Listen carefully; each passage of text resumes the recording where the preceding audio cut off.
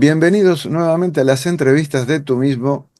Y hoy, se lo estaba diciendo fuera de cámara, tengo un libro súper interesante en mis manos para presentar y hablar sobre él. Y ojalá todo el mundo lo entienda. Tiene un lenguaje sencillo, directo y a la vez muy complejo. Si os atrevéis a seguirnos, no los vamos a defraudar a vosotros ni a nadie. ¿Por qué? Porque tengo aquí el monje y el activista. Un libro escrito por nuestro invitado de hoy que estáis viendo en pantalla, Josep María Coll. ¿Cómo estás, Josep? Muy bien, Aurelio. La verdad que muy contento de estar aquí. Y yo también. Vamos a decirle a los amigos que tú eres doctor en Relaciones Internacionales y Desarrollo Sostenible. Dejaste una carrera como ejecutivo de marketing para vivir en Corea del Sur, donde has compaginado estudios de filosofía oriental y la práctica Zen con la consultoría empresarial y la actividad académica en varias universidades. Actualmente eres profesor de EADA Business School Barcelona y en las universidades de John Jay y de Birmingham. Asesoras y facilitas talleres y retiros para organizaciones, ejecutivos y emprendedores. Has escrito varios títulos y entre ellos este último, El monje y el activista, descubre las dos caras de tu liderazgo de Siglantana. Gracias a los amigos de Siglantana por acercarnos libros como este que tenemos hoy para desmenuzar. Lo voy a hacer contigo, Josep. En primer término, me gustó esta inspiración que encuentras a partir de un hecho personal, una inspiración en Leonardo da Vinci. Das una definición de él diciendo que él tenía un espíritu taoísta. Esto ya abre el interés, digamos, como una entrada, ¿no? Eh, ¿Por qué Leonardo tiene estas características para ti?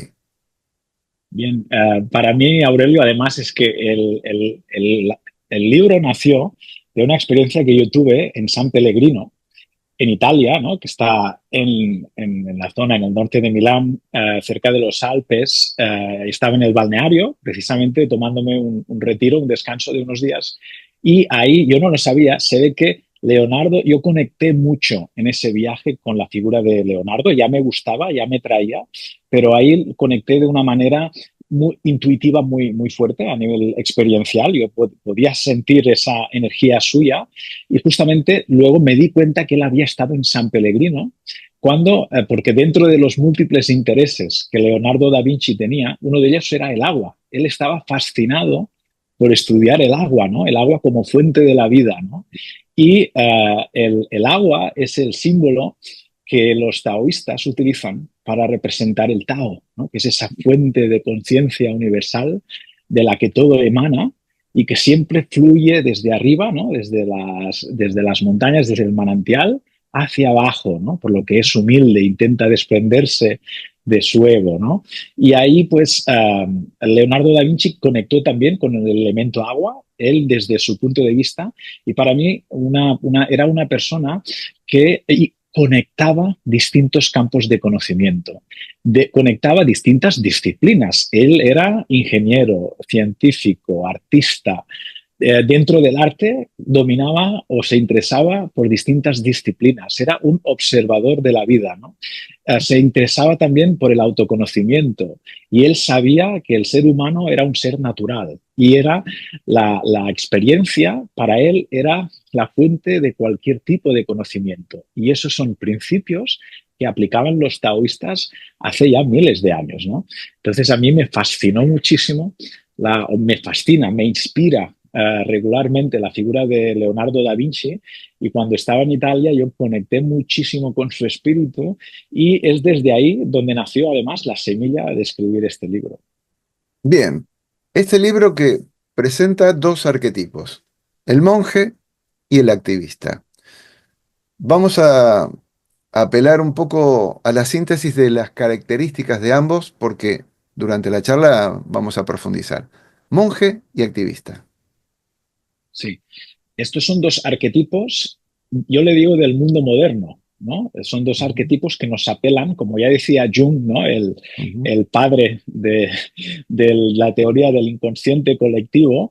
Los arquetipos nos apelan a todos, ¿no? Porque reflejan comportamientos que tenemos en todos, en cada uno de distinta manera, ¿no? Entonces, el monje y el activista son dos comportamientos, dos pulsiones que tenemos todos, que muchas veces no sabemos ni que tenemos, de ahí que sean arquetipos, y que el hecho de poder reflexionar acerca de estas dos pulsiones nos ayuda a descubrirnos a nosotros mismos, parte de nosotros mismos que están vinculadas al arquetipo del monje, que es aquel que quiere cambiarse a sí mismo, ¿no? Mejorarse, autoconocerse, el que está en la senda, el que inicia un camino de desarrollo personal, y luego está el arquetipo del activista, que es aquel que quiere cambiar el mundo, ¿no? Es decir, está indignado por ciertas cosas que ve que no le gustan y quiere mejorar el mundo, ¿no?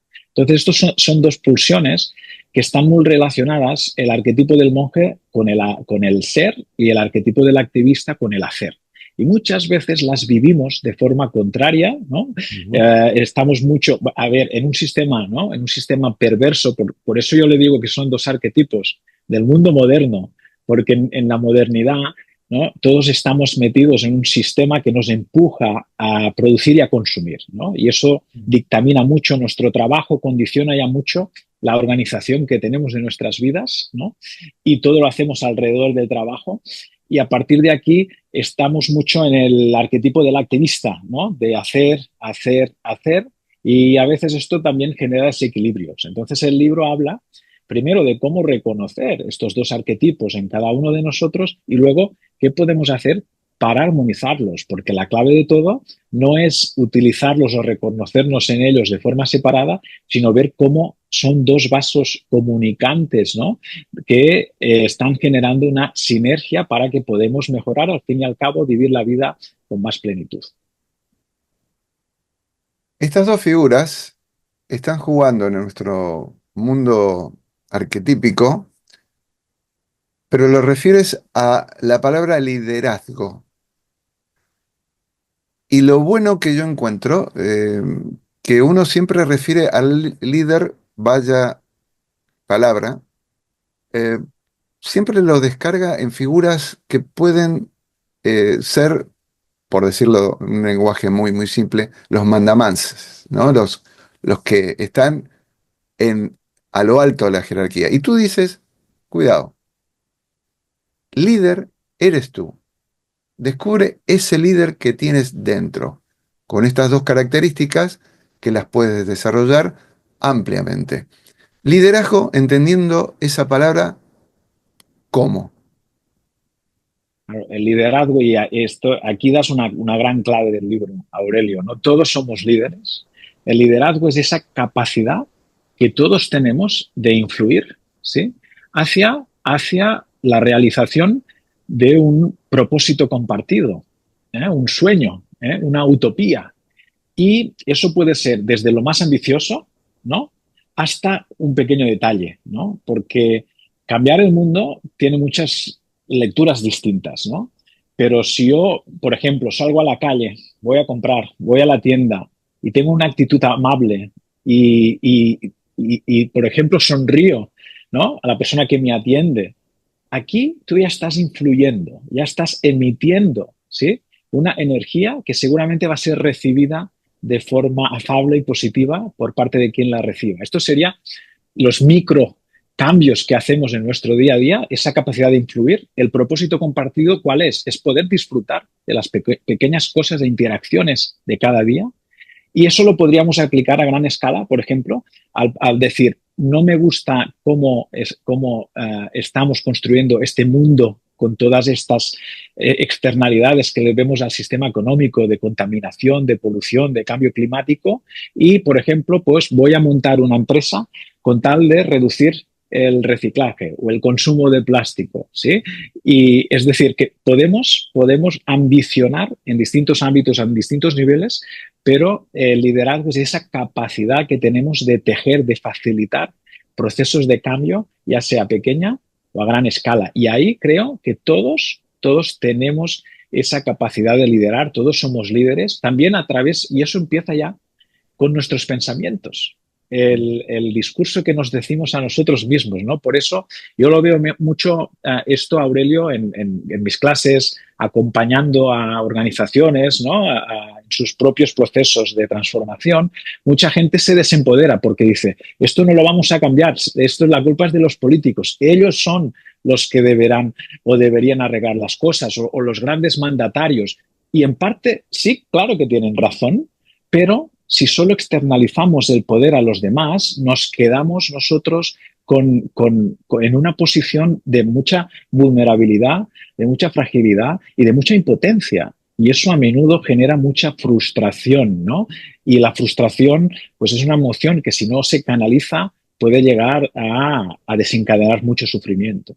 Ujú.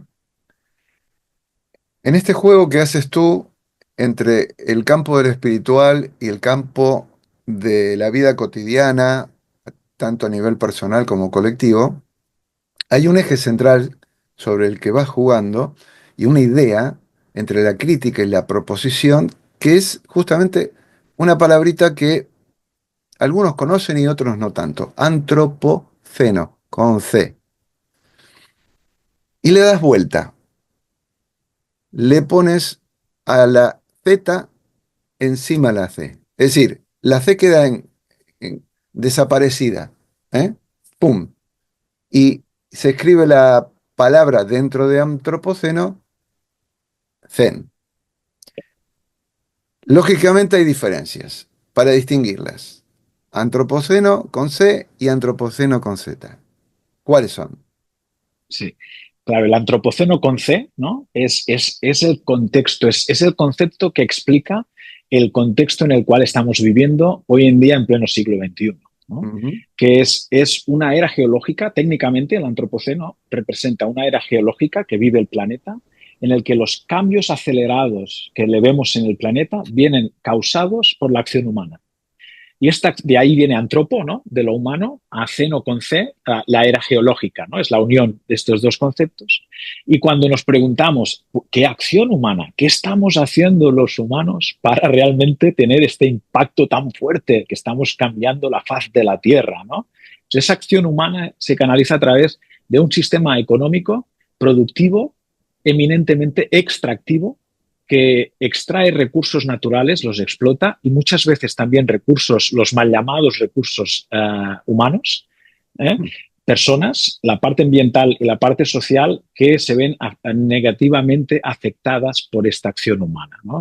Y las consecuencias que vemos, cambio climático, desigualdades crecientes, polarizaciones a nivel político y social, etcétera, etcétera, etcétera, en distintas partes, ¿no? Del mundo. Recientemente lo vivimos muy de cerca con la Dana, que es una manifestación del cambio climático con el creciente aumento de las temperaturas terrestres y marítimas. Entonces, el antropoceno nos ayuda a entender qué está pasando y cuál es la causa, ¿no? De todo lo que estamos viendo, ¿no? De estas crisis que ahora se llaman policrisis, ¿no?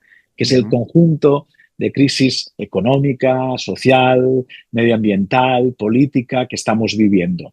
Esto es el antropoceno con C. Claro, esto nos da mucha comprensión acerca de lo que está pasando a nivel mundial, a nivel planetario, pero no nos permite avanzar porque nos permite indignarnos y muchas veces perdemos el tiempo externalizando la culpa, ¿no? De quién es la culpa, qué tendría que pasar para arreglarlo, y nos baja mucho la energía, la vibración cuando entramos y no salimos de esta trampa que también tiene al antropoceno con C.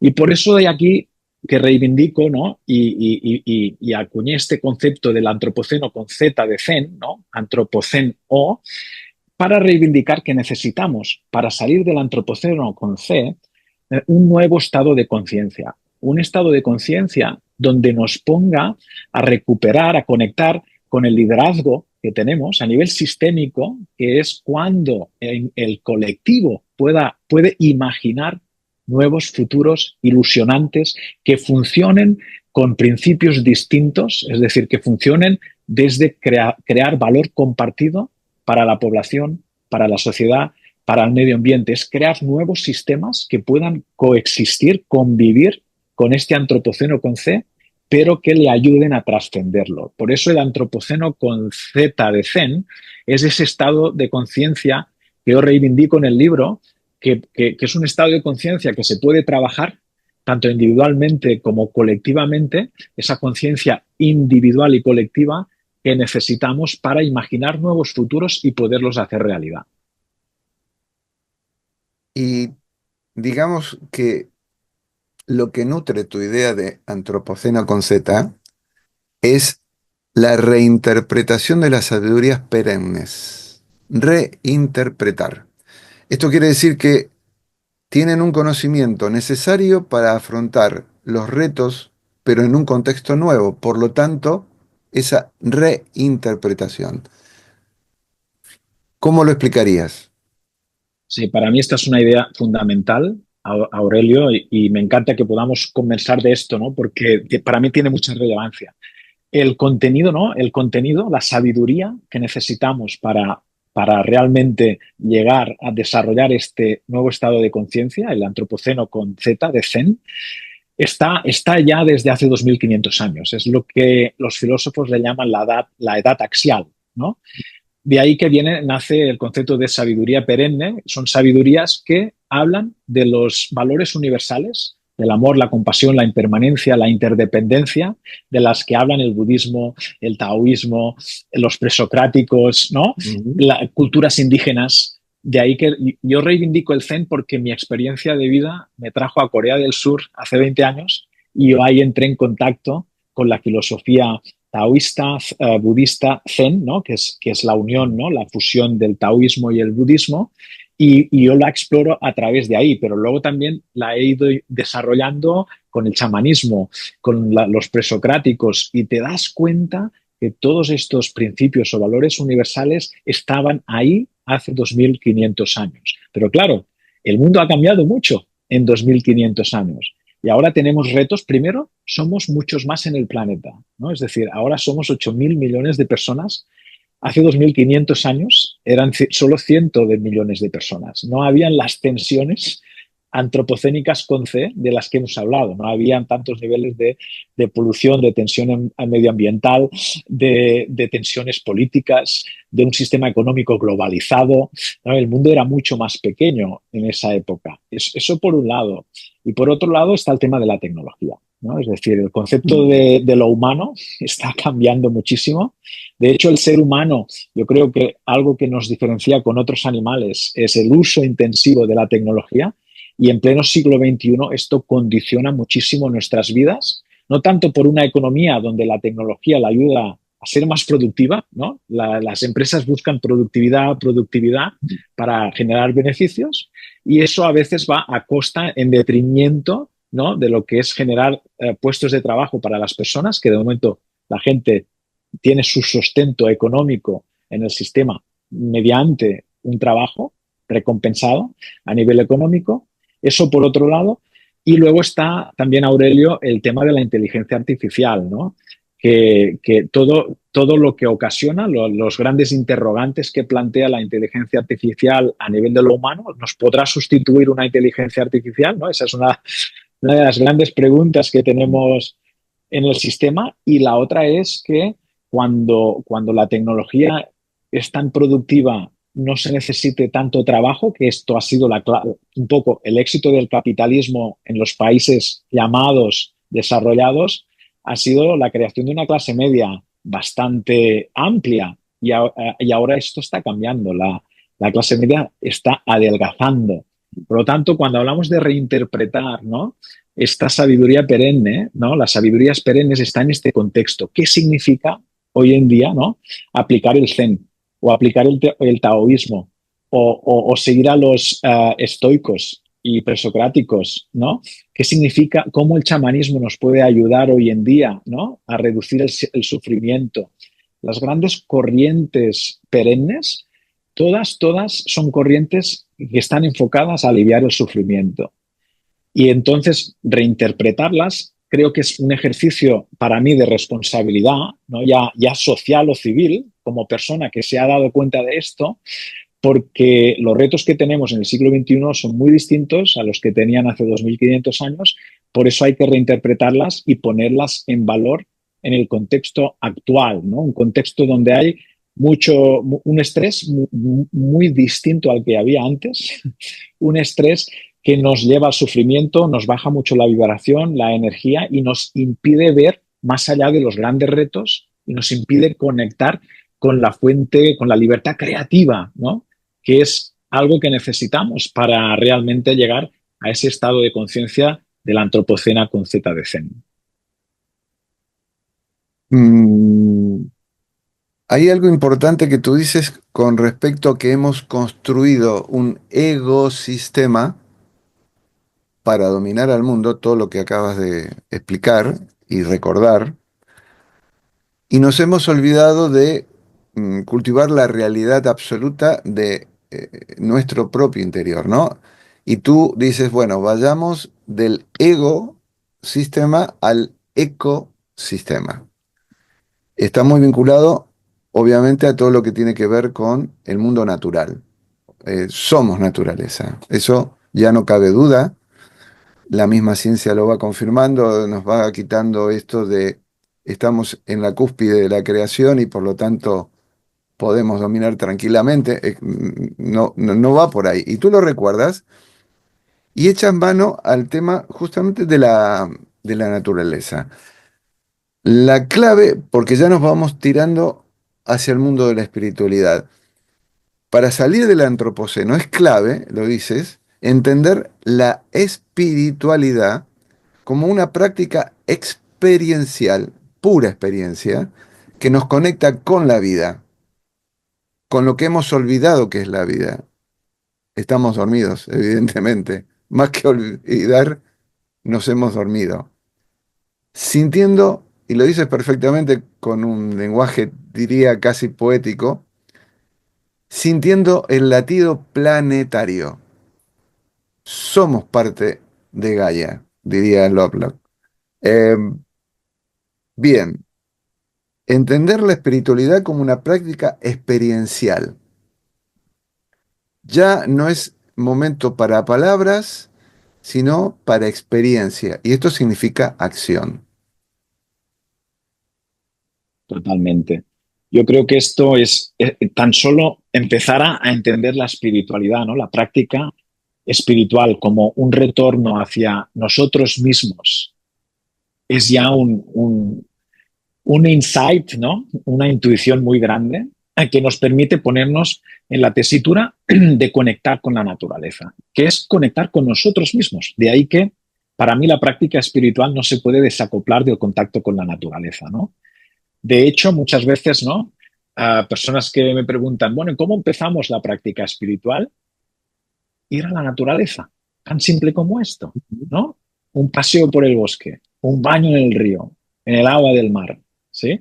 Es decir, esto ya es una práctica espiritual muy importante, ¿no? Porque somos un pequeño universo. Es algo que ya decían los taoístas, ¿no?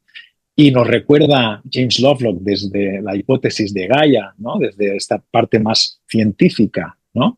Pero sobre todo es recordar que somos naturaleza. Y la práctica espiritual, y esto también es el fundamento de la ecosofía, ¿no? Ese movimiento nórdico que es la base de mucha ciencia ecológica, ¿no? De los años 70, nos pone en valor el conectar la naturaleza con la espiritualidad. Y luego a partir de ahí, cada uno se puede ir desarrollando, ¿no? Y acompañando, desarrollando la práctica espiritual, siguiendo distintas corrientes perennes que hemos hablado, ya sea la meditación zen, meditaciones hinduistas, budismo tibetano, incluso meditaciones que tenemos también en Occidente, siguiendo algunas corrientes presocráticas, cristianas, ¿no? Conectando mucho con la energía crística, que también es otra práctica espiritual que siguen muchas personas, pero ninguna de ellas está desacoplada de la naturaleza. Y creo que ahí ya es un buen punto de entrada, una palanca para poder entrar en esa experiencia de reconocernos en la naturaleza. Y esto ya lo cambia todo, porque la vida ya la ves distinta con esto, ¿no? Por eso también Aurelio en el libro reivindico mucho el poder darnos el privilegio de tener experiencias místicas y muchas de ellas pasan por conectar con la naturaleza. Ujú. Vamos a abrir un breve paréntesis para una aclaración interesante que tú haces con respecto al doctor John Kabat-Zinn. Digo esto porque eh, especialmente desde el punto de vista de la historiografía de cada uno, según la edad, están los veteranos que vienen con el tema de la meditación hace décadas y los nuevos que se encuentran de pronto con la palabra mindfulness y creen que solamente se remite a esto que viene con la buena intención de Kabat-Zinn de introducir en Occidente, y especialmente desde el mundo de la medicina, que es su plataforma, y de ahí empezó toda la historia que ahora se extiende a todos los campos de la actividad humana, prácticamente, ¿no? Porque lo encontramos en la economía, en la educación, etcétera, etcétera. Y tú dices, bien, está bien la intención de Kabat-Zinn, pero hay un error que se puede enmendar. ¿Por qué? Porque incluso el trabajo de él se extendió y lo cogió, por ejemplo, Google, y está el Search Inside Yourself, que es un espacio de Google donde, a ver si me equivoco en la palabra, se tergiversa un poco la idea original del espíritu de lo que es en sí la meditación. Podemos reflexionar brevemente, no destinarle mucho tiempo, pero más o menos para que podamos separar, como siempre digo, el trigo de la paja. Claro, claro, Aurelio.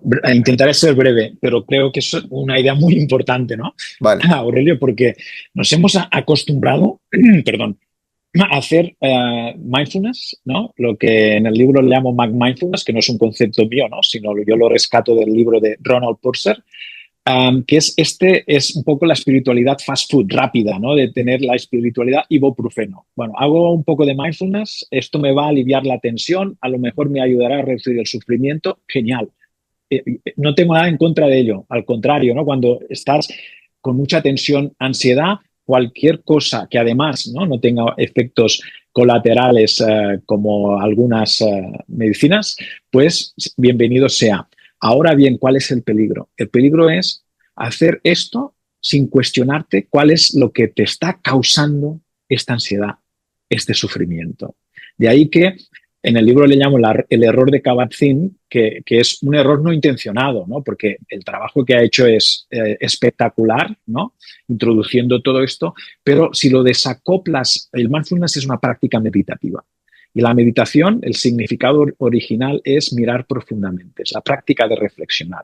Entonces, cuando hacemos mindfulness, tenemos que llegar a poder primero comprender qué es lo que está causando este sufrimiento, ¿no? Hay muchas empresas que, como Google, ofrecen cursos de mindfulness, pero obligan a los trabajadores a trabajar largas jornadas, a veces a reducir sus vacaciones y claro, y les están dando por un lado mindfulness para que puedan aguantar y gestionar todo este estrés, pero no les están reduciendo las causas o atajando, ¿no? Las causas que les causa este estrés. Esta es la gran paradoja, ¿no? De ahí que creo que hay que poner conciencia a esto para realmente poder cambiar la práctica que no es auténtica. Mencionaste las experiencias místicas y al hilo de eso, hay una advertencia tuya que me parece fantástica porque a veces también nos olvidamos de ello. Son una fuente de aprendizaje. Estas son tus palabras, no son las mías. Son una fuente de aprendizaje que no siempre resultan ser placenteras, pero sí asombrosas. Pregunta, ¿no son siempre placenteras? Y cuando son asombrosas, ¿cuál es su importancia como tal? Lo dejo ahí. Sí, bien, una muy buena pregunta, Aurelio. Son asombrosas en el sentido que te ponen en un estado de asombro, de sorpresa, ¿no? Porque descubres cosas, ya sean de ti, como cosas que descubres del mundo a través de ti, porque te nace de la experiencia. Este conocimiento también le llamamos conocimiento intuitivo o tácito, ¿no? El gran teólogo científico del conocimiento, ¿no? Michael Polanyi tiene un libro que se llama Conocimiento Personal, que se refiere a esto, el tácito o el intuitivo, pues esto te lleva ya al asombro, porque has tenido un insight, ¿no? Esta intuición, has descubierto algo para ti. Pero a veces, por eso esto te pone en el estado de asombro. Para mí un estado de asombro, de descubrimiento, ya es para mí es algo súper placentero en el sentido que es un gozo porque aprendes algo. Pero a veces no es muy placentero en el sentido de que a veces descubres cosas que no de ti que no te gustan. Ya sea, y están muy vinculadas con el ego o con patrones que hemos adquirido de comportamiento, de manera de ser, si cómo hemos ido forjando nuestra identidad, por esto está vinculado con el ego, que han venido pues de patrones que nos han inculcado en nuestras familias o que heredamos también a nivel intergeneracional de nuestros antepasados, que vienen de nuestra cultura propia, de haber nacido en un sitio determinado.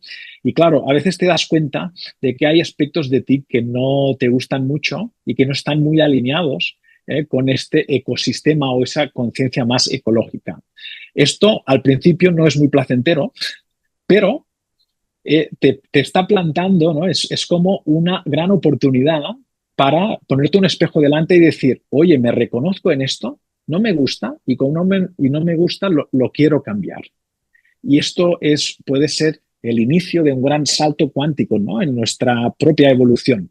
De ahí que, de ahí que muchas veces es verdad, ¿no? Yo creo que no podemos caer en el peligro, ¿no? De idealizar las experiencias místicas, ¿no?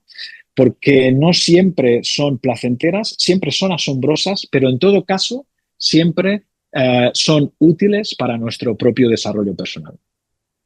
Bien, a colación de esto me acuerdo, y tú lo dices, veo la relación con la afirmación de Alan Watts, cuando dices, y lo recuerdas, el hombre sufre solo porque tomar en serio lo que los dioses hicieron para divertirse resulta eh, doloroso, ¿no? Em, Dicho esto, hay otra frase que me encanta, una frase tuya, dejemos de ordenar el caos.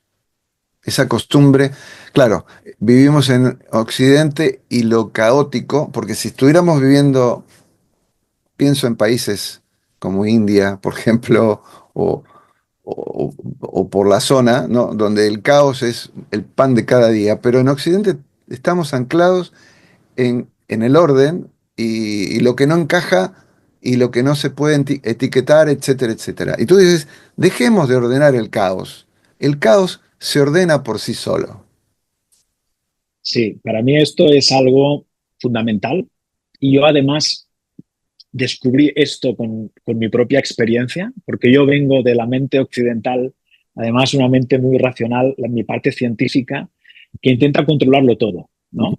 Y la teoría de la organización, ¿no? Y además como profesor en una escuela de gestión, la cibernética es esa ciencia que intenta controlarlo todo y las organizaciones lo que hacen es intentar planificar, ¿no? Es decir, en base a unos objetivos, yo planifico, desarrollo una serie de actividades Ujú. planificadas y lo que yo me dedico es a intentar que pase lo que yo quiero que pase. Esa es la ciencia del control y organizar la vida. Y eso es lo que hacemos en nuestros trabajos, en nuestras familias, ¿no? Pero ya vemos que muchas veces pasan cosas que no habíamos previsto, ¿sí? Esto le llamamos incertidumbre y eso, el hecho de tener expectativas y no poder conseguirlas por lo que sea, porque ha pasado una cosa externa, porque yo no he sido capaz, ¿no? De implementar lo que yo quería implementar, porque a lo mejor he sido demasiado ambicioso, porque me han faltado recursos por cualquier tema, eso genera mucha frustración y mucho sufrimiento. Entonces, por eso el mundo en sí ya se autorregula, el planeta se autorregula. Entonces, el caos tiene sus propias maneras también de autorregularse. Y esto es un principio que nos trasciende y implica confiar en la vida, ¿no? Necesitamos desarrollar la confianza en la vida para aplicar este principio. Pero los hinduistas, ¿no? Que antes habías referenciado, los hinduistas ven el mundo como un gran teatro, Ya. con su mitología dramática como un gran teatro. Y los taoístas lo ven como un organismo vivo que se Mm. va autorregulando, ¿no? Y nosotros lo vemos como una máquina en Occidente. Y claro, cuando vemos el mundo y la vida, es que es un organismo vivo, no la podemos controlar. Intentar, ¿no? Y luego cualquier manifestación de vida, ¿no? Una organización es un grupo de personas, es una manifestación de vida. Ambicionar, controlar una organización o la vida misma, yo creo que es muy peligroso y un ejercicio de irresponsabilidad civil y natural E inútil. e inútil. Hablando de utilidad o no, está otro tema central que plantas ahí, la intra e interdependencia. Temazo. Más que nada porque se ve, lo has dicho con el tema de la Dana, el grado de dependencia, si una catástrofe cae y lo afecta a un individuo, no pasa nada. Si es el colectivo, es lo que es, y la única manera de afrontar y resolver y salir adelante es justamente desde lo colectivo. Solos no podemos, es imposible. Intra e interdependencia. Y bueno, el homenaje a nuestro querido Tai con su palabrita mágica de Interser. Todo tuyo. Sí, bueno, el homenaje a Tai, porque yo creo que Tai plantó esta semilla, ¿no? El concepto del interser es maravilloso. Cuando nos abre la puerta, ¿no? A poder ver la realidad tal y como es, que es que no existimos por nuestro propio pie, ¿eh? No existimos de forma separada, ¿no? Lo que él llamaba la ilusión de las separaciones, que es una ilusión, ¿eh? Mm. Y, pero nosotros tendemos a ver el mundo en nuestra parcela, ¿no? En nuestro jardín, ¿no? Normalmente tenemos un apego a ver al mundo de forma muy filial, ¿no? Desde nuestro individuo y el círculo más cercano, que es la familia. Y nos olvidamos mucho que nuestra familia forma parte de una comunidad, la comunidad forma parte de una sociedad y la sociedad forma parte de un planeta. ¿Eh? Cuando para mí esto es en general, para ponerlo en palabras simples, es la teoría de sistemas como una cebolla, ¿no? Desde el planeta, la sociedad, la economía, la comunidad, las organizaciones, la familia, el individuo, ¿no? Y entraríamos luego también incluso dentro del individuo el conjunto de Mm. células que también son microsistemas que coexisten dentro de nosotros mismos, ¿no? Ujú. Entonces, la interdependencia, esta es la interdependencia que tenemos a nivel horizontal, ¿no? O la intradependencia en el sistema actual, que es poder poner en contexto cualquier análisis de comprensión de la realidad, es decir, cómo funciona el mundo y cómo yo actúo en el mundo, tener en cuenta nuestros impactos a todos estos niveles o capas de la cebolla, ¿no? Esto sería, por un lado, el tema de la intradependencia o la interdependencia a nivel horizontal. Y la interdependencia o a nivel vertical es la que tenemos con nuestros ancestros, con nuestros antepasados, ¿no? Que estamos conectados también con ellos. Es decir, es este concepto muy bonito que los hinduistas y budistas llaman el karma, ¿no? Es decir, cómo también nosotros, si no nos damos cuenta de ello, si no reflexionamos acerca de por qué nos comportamos y actuamos como lo hacemos, si no nos hacemos esta pregunta, estamos perpetuando dinámicas, ¿no? Que vienen de comportamientos de nuestros antepasados. Y esto explica cómo muchas veces, ¿no? Comportamientos que no nos gustan ahora, ¿no? En muchos casos, como el neocolonialismo, la herencia, ¿no? De un sistema eminentemente explotador que continúa explotando con otras formas, ¿no? Y esto es un tema que también toco en el libro, daría para muchas tesis doctorales, ¿sí? Mm. Pero sí que creo que debemos recuperar la conciencia de que muchas veces lo que nosotros manifestamos viene incluso de generaciones anteriores, ¿no? Entonces también cuando nos damos cuenta de eso, yo creo que también tenemos la gran oportunidad de poder deshacer este hilo. Sobre todo si no nos gusta, está claro, ¿no? Cuando esto vemos que es una causa de sufrimiento, luego ahí podemos decir, vamos a coger esto y vamos a intentar cambiarlo. Claro, ¿cómo puedes cambiar una cosa así? Hay muchas técnicas, ¿no? Desde la psicogenealogía, ¿no? Los trabajos de Jodorowsky, de Anne Schutzenberger, ¿no? Pero a nivel a nivel del sistema, de analizar la repercusión que tiene el hecho de estar en un sistema que perpetúa la dinámica colonialista, es poder reconocer primero los privilegios, ¿no?, que hemos tenido. También, no todos hemos tenido y hemos disfrutado de privilegios, podemos haber sido víctimas de esto, ¿no? También poder reconocerlo y luego entrar en un proceso de reconocimiento, de perdón, tanto para los colectivos afectados como para nosotros mismos, y luego de poder utilizar los privilegios para cambiar las cosas, ¿no? Y eso es un trabajazo enorme, pero muy sanador. Ujú. Sí, sí. Colonialismo y trauma colectivo, se llama el segmento. Lo recomiendo. No vamos a abundar, pero súper interesante. Mm, y tiene que ver mucho con esto el tema del pensamiento crítico, que yo digo que se está perdiendo, personalmente.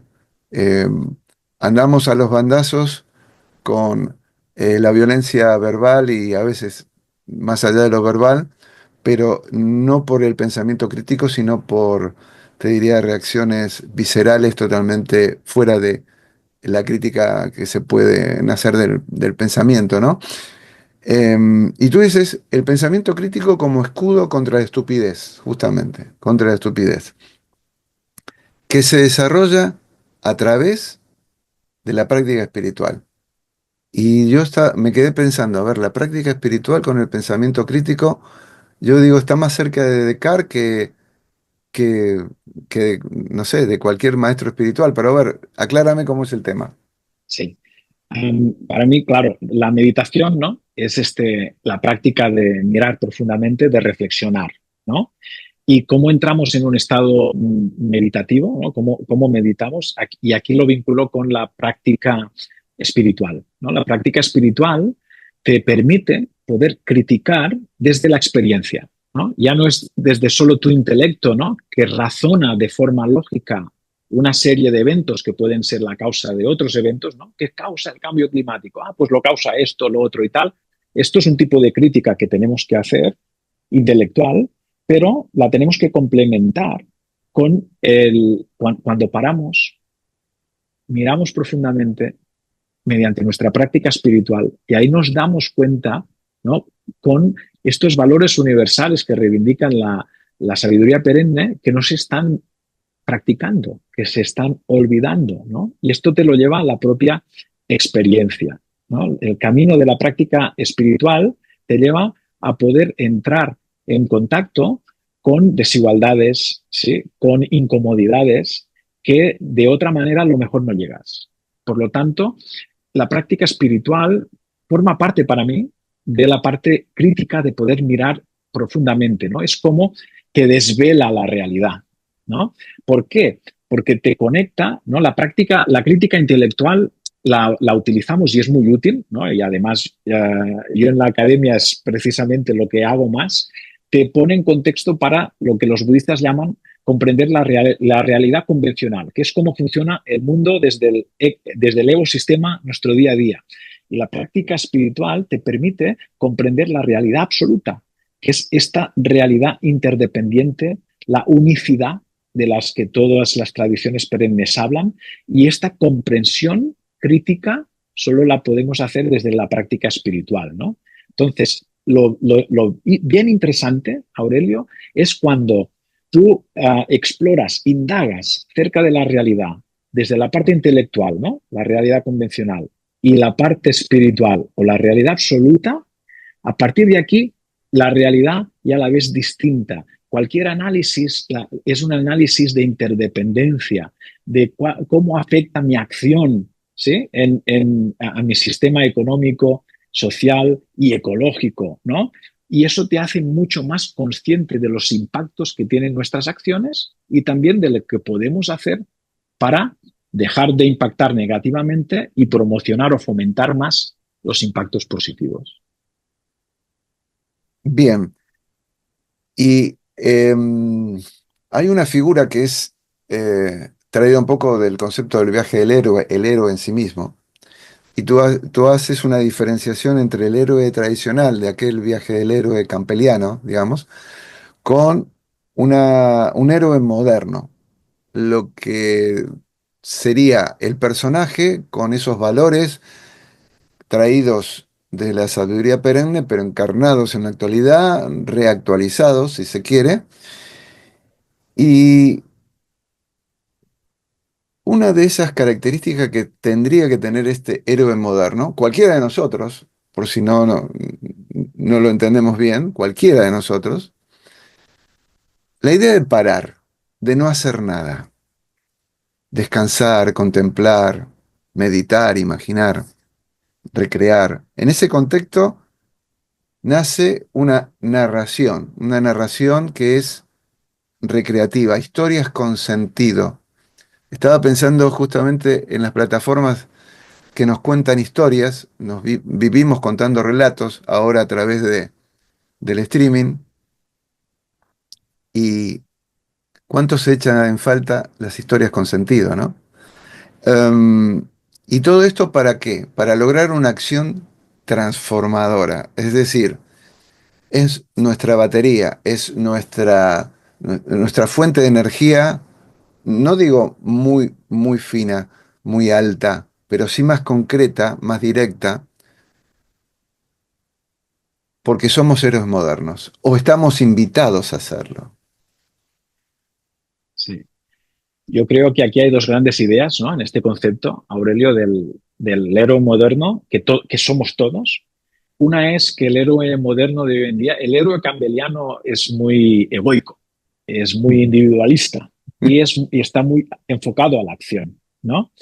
Entonces, el héroe moderno, primero, es un héroe que piensa en el colectivo.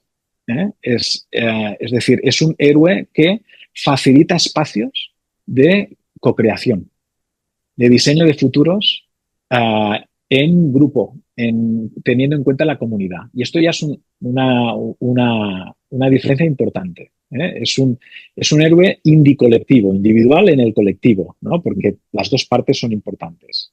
Esto por un lado. Y el segundo es que es un héroe que el camino de transformación de este héroe no siempre pasa por la acción, sino que empieza por permitirse el lujo de parar, de reflexionar, de hacer nada, y entras para que pueda entrar en un espacio de poder ver el mundo de forma distinta, de que pueda imaginar, que imaginar es un verbo que creo que está muy devaluado y que a mí me gustaría poner en valor, ¿no? De poder imaginar recreativamente. ¿Qué significa? Muchas veces imaginamos con un objetivo, con presión. Venga, vamos a hacer una reunión y tenemos que ya diseñar el plan estratégico dentro de 3 años, cómo quiero que sea mi proyecto el año que viene, ¿no? Esta ya es un tipo de imaginación muy restringida, ¿no? La imaginación recreativa es la que surge, emerge de forma espontánea cuando paramos y nos damos el permiso de hacer nada. Y esto creo que tiene un gran potencial, muy poco explorado, de poder imaginar en la recreación sosegada. Y esto ya también es una diferencia con este héroe campbelliano, es decir, que el héroe necesitamos, creo, reivindicar el héroe moderno y también explicarnos, construir narrativas que partan, ¿no?, de ese contexto para poder realmente crear nuevos sistemas y nuevos mundos que nos ilusionen más, ¿no?, que ese futuro que nos proyectan en los medios de comunicación y que acarrea, ¿no?, tanto miedo y sufrimiento. Ujú. Hay que actualizar al Quijote Cervantino. Exacto. Se me estaba ocurriendo, digo, a ver si surge un Cervantes moderno, contemporáneo, que nos cuente cómo sería ese Quijote, ¿no? Bien, y vamos llegando al final del camino porque es lo que se viene. Entonces, necesitamos al líder ecosistémico, como le dices tú. ¿Qué cualidades tiene que tener ese líder? Sí. Bien, creo que algunas, Aurelio, ¿no? Hemos ido desgranando durante la entrevista, pero para mí yo resaltaría tres cosas, ¿sí? Ujú, La primera es el deseo de desapegarse de su ego, ¿no? Es decir, tiene que ser un líder que se da cuenta de las disfuncionalidades del sistema, se da cuenta de que él forma parte del sistema, porque todavía creo que hay mucha gente que habla del sistema como si fuera algo completamente ajeno. Y todos estamos en el sistema de distintas maneras, claro que sí, con distintos roles, pero todos estamos en él, formamos parte de él. Entonces, el líder ecosistémico se da cuenta de que él forma parte del sistema, sufre, claro que sufre, por eso hay cosas que no le gustan y por eso quiere cambiarlas. Esto es por un lado esto. Segundo, es una persona que entra en contacto con su propio camino de desarrollo personal. Es decir, abre una vía de exploración, se interesa por el autoconocimiento, se cultiva, quiere conectar con su naturaleza, con quién es él o ella, quiere descubrir su propósito. No es una persona que se trabaja, una persona que trabaja esta parte, porque hay liderazgo. Por ejemplo, las escuelas de negocio y universidades fomentamos mucho el liderazgo, pero no tocamos esa parte. Entendemos el liderazgo como cómo podemos influir solo a los demás, ¿no?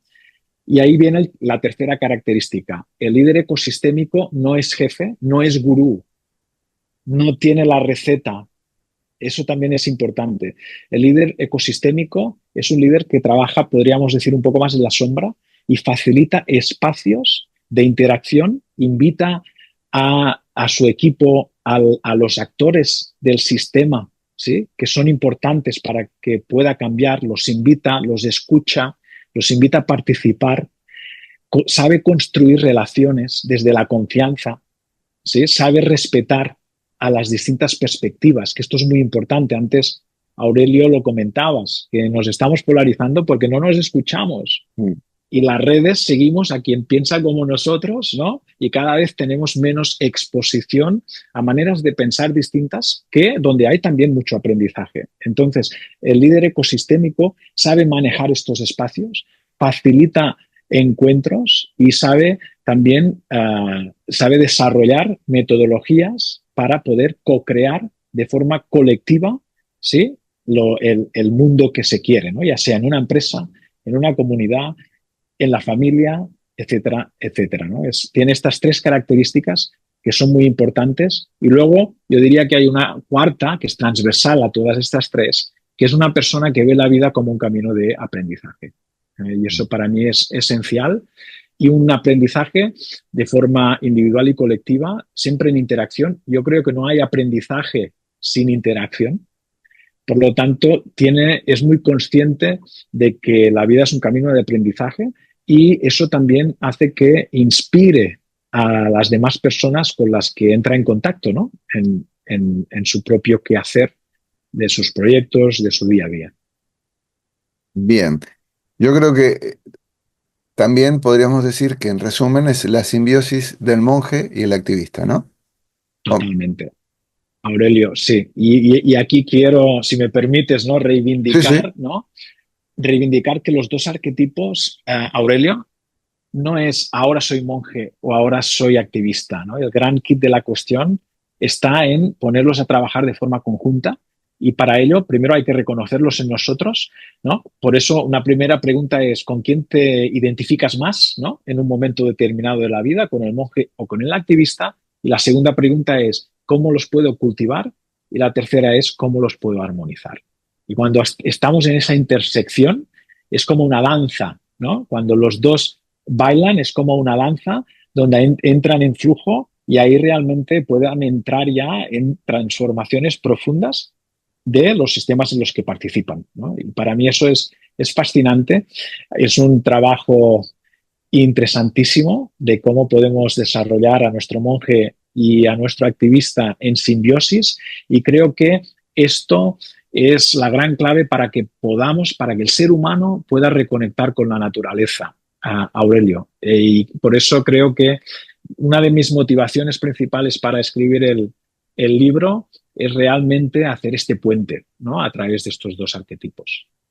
Yo creo que está muy logrado. Hoy hemos hablado de el monje y el activista, Josep María Coll. Josep, por mi parte, eh, muchas gracias, me ha fascinado. Cuidado si lo leéis, cuidado, los amigos que nos están viendo, cuidado, porque esto es dinamita pura. Gracias, Josep. Tu Muchísimas despedida. gracias, Aurelio. Bueno, un placer estar aquí. He disfrutado muchísimo la conversación contigo y te mando un saludo y un fuerte abrazo. Muchas gracias. Y a los amigos que nos están acompañando hasta este momento, también nuestro agradecimiento como siempre y la promesa de una próxima entrevista aquí en Tú mismo. Hasta entonces.